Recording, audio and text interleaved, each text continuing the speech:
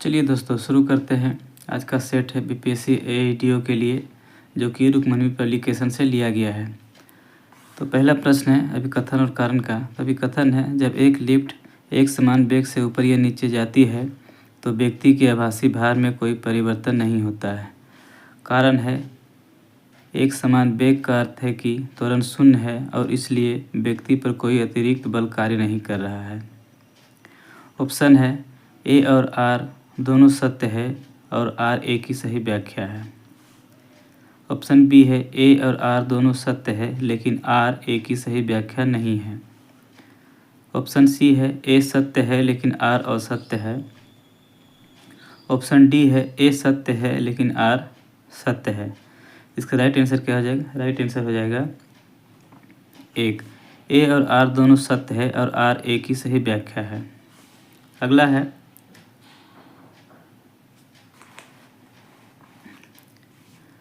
प्रकाश विद्युत प्रभाव के संबंध में निम्नलिखित में से कौन सा कथन सत्य है? ऑप्शन है उत्सर्जित इलेक्ट्रॉनों की अधिकतम गतिज ऊर्जा आपतित प्रकाश की आवृत्ति पर निर्भर करती है। ऑप्शन बी है देहली आवृत्ति से कम आवृत्ति का प्रकाश इलेक्ट्रॉन उत्सर्जित नहीं कर सकता। ऑप्शन सी है उत्सर्जित इलेक्ट्रॉनों की संख्या आपतित प्रकाश की तीव्रता पर निर्भर करती है। ऑप्शन डी है प्रकाश विद्युत उत्सर्जन एक तात्कालिक प्रक्रिया नहीं है, इसमें कुछ समय लगता है। तो राइट आंसर क्या हो जाएगा? राइट आंसर हो जाएगा 2 का डी, प्रकाश विद्युत उत्सर्जन एक तात्कालिक प्रक्रिया नहीं है, इसमें कुछ समय लगता है। अगला है तीसरा, ऊष्मागतिकी के दूसरे नियम का तात्पर्य है। ऑप्शन है ए ऊर्जा को न तो बनाया जा सकता है और न ही नष्ट किया जा सकता है। ऑप्शन बी है किसी विलगित निकाय की कुल एंट्रोपी समय के साथ हमेशा बढ़ती है या स्थिर रहती है। ऑप्शन सी है परम शून्य तापमान प्राप्त करना असंभव है। ऑप्शन डी है जब दो निकाय तापीय साम्य में होते हैं तो उनका तापमान समान होता है। तो राइट आंसर क्या हो जाएगा? राइट आंसर दोस्तों है ऑप्शन बी, किसी विलगित निकाय की कुल एंट्रोपी समय के साथ हमेशा बढ़ती है या स्थिर रहती है। ये ऊष्मागति के दूसरे नियम का तात्पर्य है। चौथा प्रश्न है सूची 1 को सूची 2 से सुमेलित करना है। तो सूची 1 में है बोलोमीटर, मैनोमीटर, क्रोनोमीटर, ऑडियोमीटर। तो इसको सूची 1 से सूची 2 को सुमेलित करना है। तो बोलोमीटर का क्या हो जाएगा? बोलोमीटर का हो जाएगा उसमें विकिरण। इसका राइट आंसर हो जाएगा 4 का ए का दूसरा यानी कि बोलोमीटर का उसमें विकिरण, बी का 1 यानी कि मैनोमीटर का गैसों का दाब, सी क्रोनोमीटर का सटीक समय और ऑडियोमीटर का ध्वनि की तीव्रता। अगला प्रश्न है एन प्रकार के अर्धचालक के बारे में निम्नलिखित में से कौन सा कथन सही है? ऑप्शन है ए इसे त्रिसंयोजी अशुद्धि मिलाकर बनाया जाता है। ऑप्शन बी है इसमें बहुसंख्य आवेश वाहक होल होते हैं। ऑप्शन सी है यह विद्युत रूप से उदासीन होता है। ऑप्शन डी है इसमें फर्मी स्तर संयोजकता बैंड के निकट होता है। तो कौन सा सही होगा? तो 5 का आंसर है सी, यह विद्युत रूप से उदासीन होता है। अगला है छठा नंबर, किसी द्रव के पृष्ठ तनाव पर तापमान का क्या प्रभाव पड़ता है? ऑप्शन है तापमान बढ़ने पर बढ़ता है, तापमान बढ़ने पर घटता है, कोई प्रभाव नहीं पड़ता, पहले बढ़ता है फिर घटता है। इसका राइट आंसर क्या हो जाएगा? 6 का हो जाएगा बी, तापमान बढ़ने पर घटता है। अगला है बर्नौली का सिद्धांत किसके संरक्षण पर आधारित है? ऑप्शन है द्रव्यमान, संवेग, ऊर्जा या कोणीय संवेग। इसका राइट आंसर क्या हो जाएगा? राइट आंसर हो जाएगा ऊर्जा। बर्नौली का सिद्धांत के संरक्षण पर आधारित है ऊर्जा। अगला है 8 नंबर, डॉपलर प्रभाव निम्नलिखित में से किस पर लागू होता है? ऑप्शन है ए केवल ध्वनि तरंगों पर, ऑप्शन बी केवल प्रकाश तरंगों पर, ऑप्शन सी ध्वनि और प्रकाश दोनों तरंगों पर, ऑप्शन डी केवल अनुप्रस्थ तरंगों पर। इसका राइट आंसर क्या हो जाएगा? 8 का सी, डॉपलर प्रभाव ध्वनि और प्रकाश दोनों तरंगों पर लागू होता है। अगला है 9 नंबर, अभिकथन ए फिनॉल एल्कोहल की तुलना में अधिक अम्लीय होता है। कारण है फिनॉक्साइड आयरन अनुनाद के कारण अस्थायी होता है, जबकि एल्कासाइड आयन नहीं है। ऑप्शन है ए और आर दोनों सत्य है और आर ए की सही व्याख्या है। ऑप्शन बी है ए और आर दोनों सत्य है लेकिन ए आर की सही व्याख्या नहीं है। ऑप्शन सी है ए सत्य है लेकिन आर असत्य है। ऑप्शन डी है ए सत्य है लेकिन आर सत्य है। तो इसका राइट आंसर क्या हो जाएगा? राइट आंसर हो जाएगा ए और आर दोनों सत्य है और आर ए की सही व्याख्या है। तो अगला प्रश्न है 10वां नंबर, निम्नलिखित में से कौन सा एक थर्मोसेटिंग्स प्लास्टिक का उदाहरण है? ऑप्शन है ए पॉलीथीन, बी पीवीसी, सी बेकेलाइट, डी टेफ्लॉन। इसका राइट आंसर क्या हो जाएगा? 10 का सी बेकेलाइट। बेकेलाइट जो है थर्मोसेटिंग प्लास्टिक का उदाहरण है। 11वां नंबर है, सूची 1 को सूची 2 से सुमेलित कीजिए। तो सूची 1 में है बॉक्साइट, हेमेटाइट, मेलाकाइट, कैलेमाइन। सूची 2 में है तांबा, एल्युमिनियम, जस्ता और लोहा। इसका राइट आंसर क्या हो जाएगा? 11 का बी, यानी 1 का एल्युमिनियम, बी का हेमेटाइट लोहा, मेलाकाइट तांबा, कैलेमाइन जस्ता। अगला है बफर विलयन का मुख्य कार्य क्या है? ऑप्शन है ए विलयन की सांद्रता को स्थिर रखना, ऑप्शन बी है अम्ल या क्षार की थोड़ी मात्रा मिलाने पर पीएच में परिवर्तन का विरोध करना, ऑप्शन सी विलयन की चालकता बढ़ाना, ऑप्शन डी अभिक्रिया की दर को बढ़ाना। इसका राइट आंसर क्या हो जाएगा? 12 का बी, अम्ल या क्षार की थोड़ी मात्रा मिलाने पर पीएच मान में परिवर्तन का विरोध करना। अगला है निम्नलिखित गैसों में से कौन सी गैस हास्य गैस के रूप में जानी जाती है? ऑप्शन है nitric oxide, nitrogen oxide, nitrous oxide या नाइट्रोजन पेंटॉक्साइड। इसका राइट आंसर क्या हो जाएगा? राइट आंसर हो जाएगा 13 का सी, नाइट्रस ऑक्साइड। 14 नंबर है, किसी रासायनिक अभिक्रिया की दर को उत्प्रेरक किस प्रकार प्रभावित करता है? ऑप्शन ये है सक्रिय ऊर्जा को बढ़ाकर, ऑप्शन बी है सक्रियण ऊर्जा को घटाकर, ऑप्शन सी है अभिक्रिया की एंथैल्पी को बदलकर, या साम्यावस्था स्थिरांक। इसका राइट आंसर क्या हो जाएगा? 14 का हो जाएगा बी, संक्रियण ऊर्जा को घटाकर।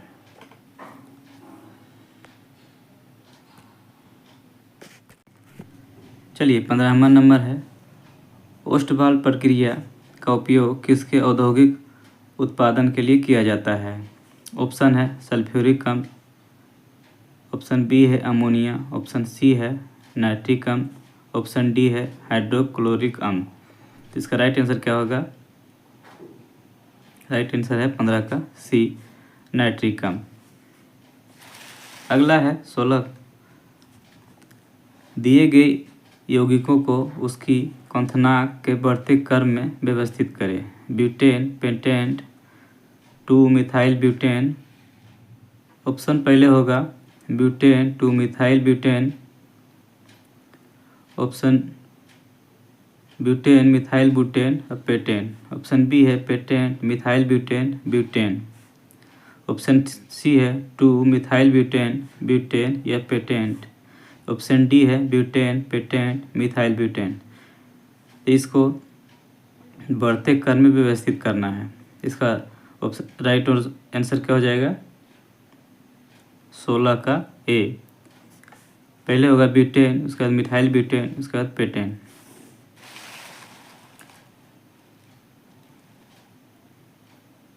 अगला है 17 नंबर। मानव शरीर में मास्टर ग्रंथि के रूप में किसे जाना जाता है? ऑप्शन है थायराइड ग्रंथि, पीयूष ग्रंथि, अधिपिक ग्रंथि या अग्नाशय। इसका राइट आंसर क्या हो जाएगा? 17 का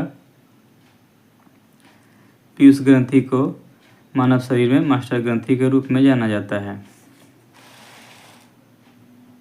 18वां नंबर है आर्द्र सूची विभाजन के संबंध में निम्नलिखित में से कौन सा कथन सत्य है? ऑप्शन ए है इसके परिणाम स्वरूप 4 अगुणित शांतित कोशिकाएं बनती है। ऑप्शन बी है यह कायिक कोशिकाओं में होता है। ऑप्शन सी है संतति कोशिकाओं में गुणसूत्रों की संख्या जनक कोशिका के समान होती है। ऑप्शन डी है इनमें से केवल एक कोशिका विभाजन होता है।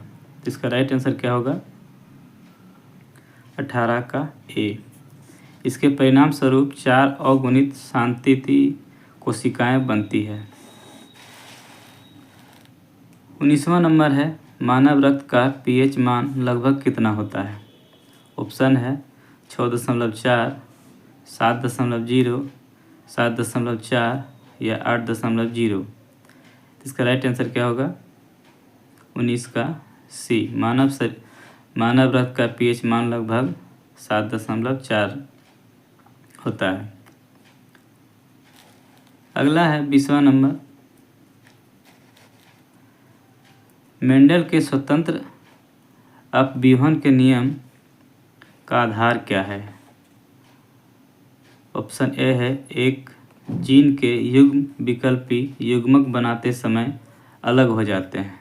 ऑप्शन बी है F1 पीढ़ी में केवल प्रभावी लक्षण दिखाई देता है।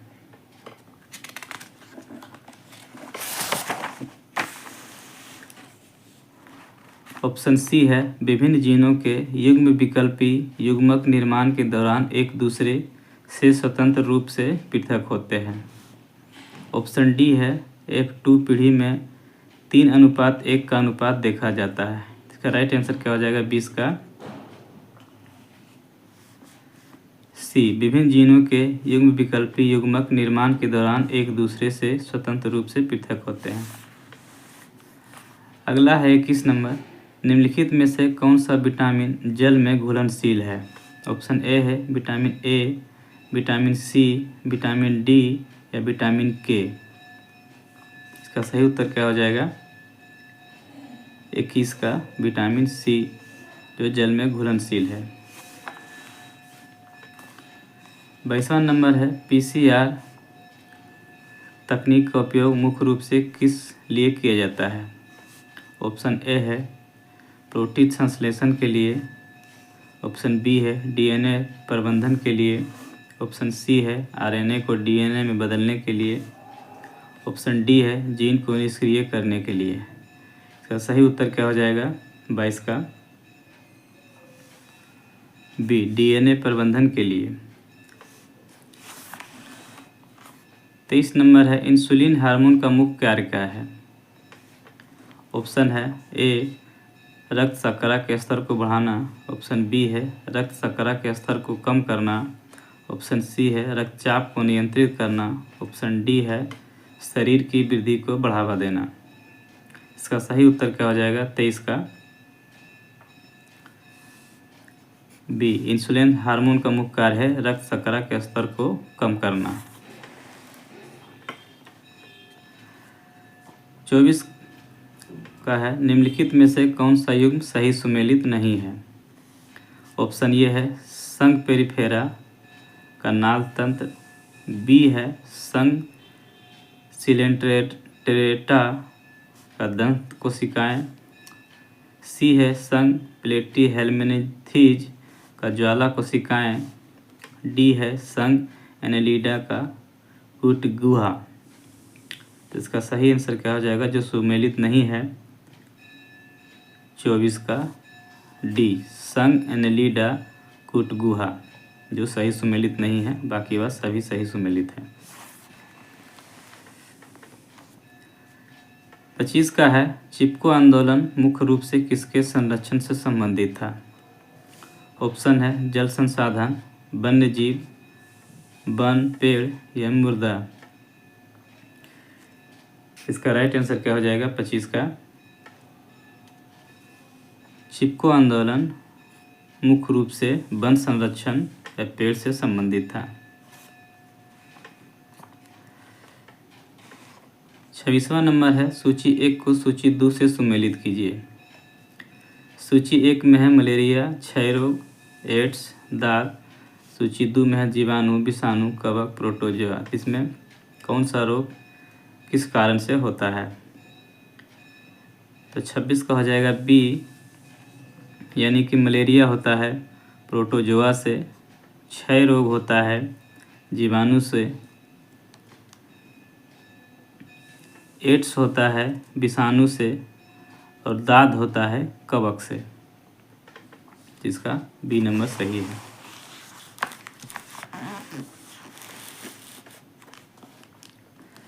27वां नंबर में है क्योटो प्रोटोकॉल का मुख्य उद्देश्य क्या है? ऑप्शन है जैव विविधता का संरक्षण, ओजोन परत का संरक्षण, ग्रीन हाउस गैसों के उत्सर्जन को कम करना, खतरनाक अपशिष्ट के प्रबंधन को नियंत्रित करना। इसका सही उत्तर क्या होगा 27 का? सी, ग्रीन हाउस गैसों के उत्सर्जन को कम करना क्योटो प्रोटोकॉल के उद्देश्य में आता है ये। 28 नंबर है मानव हृदय में ऑक्सीजन युक्त रक्त फेफड़ों से कहाँ प्रवेश करता है? ऑप्शन है दायां अलिंद, बायां अलिंद, दायां निलय या बायां निलय। इसका सही उत्तर क्या होगा 28 का बी, मानव हृदय में ऑक्सीजन युक्त रक्त फेफड़ों से बायां अलिंद से प्रवेश करता है। 29वां नंबर है खाद्य श्रृंखला में प्राथमिक उपभोक्ता कौन होते हैं? ऑप्शन है उत्पादक, शाकाहारी, मांसाहारी या अपघटक।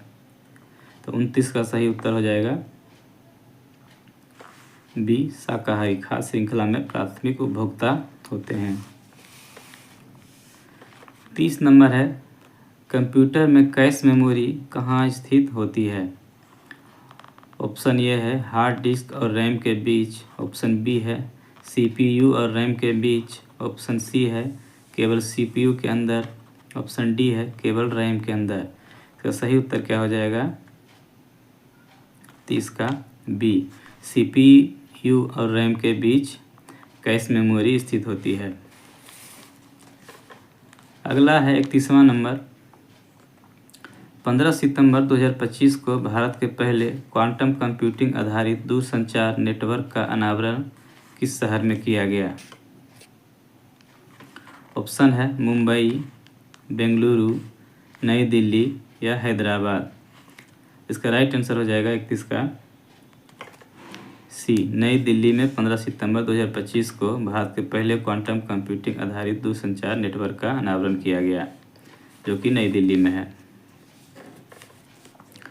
32वां नंबर है चर्चित पुस्तक the architect of new India किसके द्वारा लिखी गई है, जिसका विमोचन 5 अक्टूबर 2025 को हुआ? ऑप्शन है एस जयशंकर, रामचंद्र गुहा, अरविंद सुब्रमण्यम या विवेक देबरॉय। का सही उत्तर हो जाएगा 32 का सी, अरविंद सुब्रमण्यम। इनकी चर्चित पुस्तक the architect of new India, जिसका विमोचन 5 अक्टूबर 2025 को किया गया है। अगला है 33 नंबर 1 नवंबर 2025 को भारतीय रिजर्व बैंक ने अपनी डिजिटल मुद्रा CBCD का कौन सा चरण लॉन्च किया है? ऑप्शन है पहला चरण, दूसरा चरण, तीसरा चरण या चौथा चरण? इसका सही उत्तर क्या हो जाएगा 33 का? यह इसका तीसरा चरण है। 34वां प्रश्न है, 2 अक्टूबर 2025 को बिहार ने जल जीवन हरियाली अभियान के तहत शहरी क्षेत्रों में हरित आवरण बढ़ाने के लिए किस नई योजना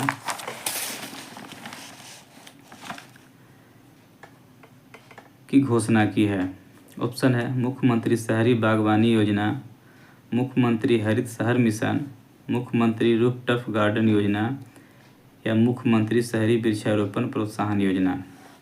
34 का सही उत्तर क्या हो जाएगा? बी, मुख्यमंत्री हरित शहर मिशन। 35वां नंबर है, हाल ही में जारी वैश्विक नवाचार सूचकांक 2025 में भारत ने कौन सा स्थान प्राप्त किया है? ऑप्शन है 30वां, 35वां, 40वां या 45वां। इसका सही उत्तर क्या है? 40वां। वैश्विक नवाचार सूचकांक 2025 में भारत ने 40वां रैंक प्राप्त किया। 36 नंबर है, चीन में भारत का नया राजदूत किसे नियुक्त किया गया है? ऑप्शन है विक्रम मिस्त्री, प्रदीप कुमार रावत, गौतम बमामलाबे बम्बाबाले या विजय गोखले। इसका सही उत्तर क्या हो जाएगा 36 का? बी, प्रदीप कुमार रावत को चीन में भारत का नया राजदूत नियुक्त किया गया है। अगला है 37वां नंबर, विश्व बैंक के नए अध्यक्ष के रूप में किसे चुना गया है? ऑप्शन है अजय बंगा, डेविड माल्पस, क्रिस्टालिना जॉर्जीवा या अंशुला कांग। तो सही उत्तर क्या हो जाएगा 37 का? अजय बंगा को विश्व बैंक के नए अध्यक्ष के रूप में चुना गया है। 38वां है, 70वें संयुक्त राष्ट्र महासभा सत्र में भारतीय प्रतिनिधिमंडल का नेतृत्व कौन करेगा? ऑप्शन है नरेंद्र मोदी, एस जयशंकर, निर्मला सीतारमण या राजनाथ सिंह। इसका सही उत्तर क्या हो जाएगा 38 का? एस जयशंकर संयुक्त राष्ट्र महासभा सत्र में भारतीय प्रतिनिधिमंडल का नेतृत्व करेंगे।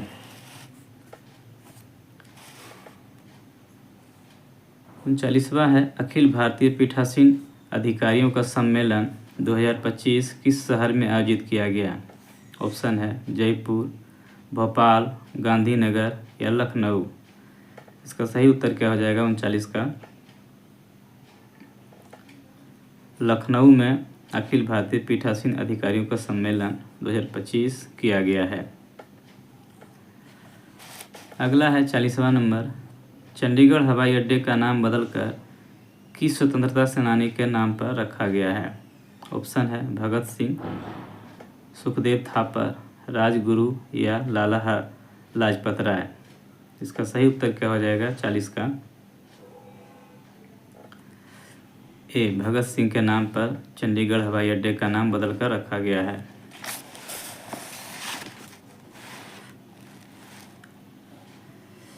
इकतालीसवां है, सितंबर 2025 में शहरी गरीबों के लिए किफ़ायती आवास प्रदान करने हेतु किस राज्य ने अपना घर योजना शुरू की है?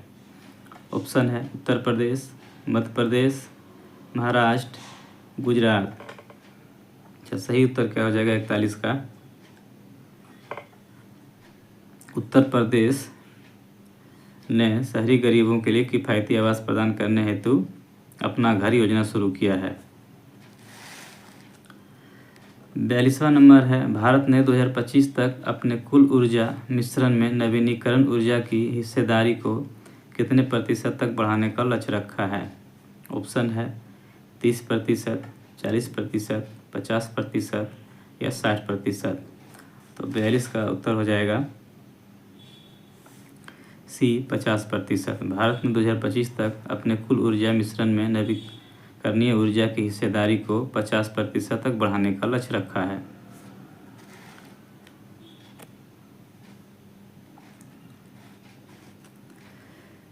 43वां नंबर, मिस वर्ल्ड 2025 का खिताब जीतने वाली सिन्नी शेट्टी का संबंध किस राज्य से है? ऑप्शन है कर्नाटक, केरल, तमिलनाडु या आंध्र प्रदेश। तो सही उत्तर क्या हो जाएगा? 43 का कर्नाटक। सिनी सेमा का संबंध कर्नाटक राज्य से है। अगला है 44 नंबर, विपक्षी दलों के गठबंधन ने राष्ट्रपति चुनाव 2027 के लिए किसे अपना संयुक्त उम्मीदवार घोषित किया है? ऑप्शन है शरद पवार, मल्लिकार्जुन खड़गे, नीतीश कुमार या ममता बनर्जी। इसका सही उत्तर क्या हो जाएगा? 44 का बी, मल्लिकार्जुन खड़गे। मल्लिकार्जुन खड़गे को विपक्षी दलों ने राष्ट्रपति चुनाव 2027 के लिए अपना संयुक्त उम्मीदवार घोषित किया है। 45वां नंबर है, फोर्ब्स इंडिया रिच लिस्ट 2025 के अनुसार भारत के दूसरे सबसे अमीर व्यक्ति कौन है? ऑप्शन है गौतम अदानी, शिव नादर, साइरस पूनावाला या मुकेश अंबानी। तो सही उत्तर क्या हो जाएगा? 45 का Gautam Adani. Forbes India rich list 2025 के अनुसार गौतम अदानी भारत के दूसरे सबसे अमीर व्यक्ति हैं। 46वां है, रैयतवाड़ी व्यवस्था का मुख्य रूप से किस क्षेत्र में लागू की गई थी? ऑप्शन है बंगाल और बिहार, मद्रास और बम्बई प्रेसिडेंसी, पंजाब या अवध। इसका सही उत्तर क्या हो जाएगा? 46 का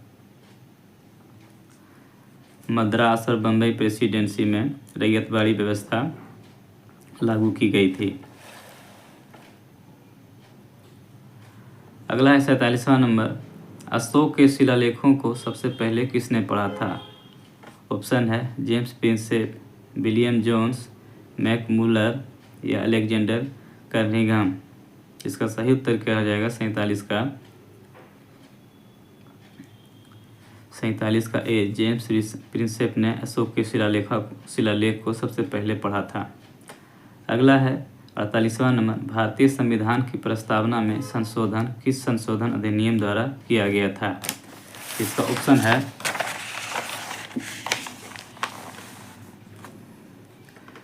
44वां संशोधन, 42वां संशोधन, 24वां संशोधन, 61वां संशोधन।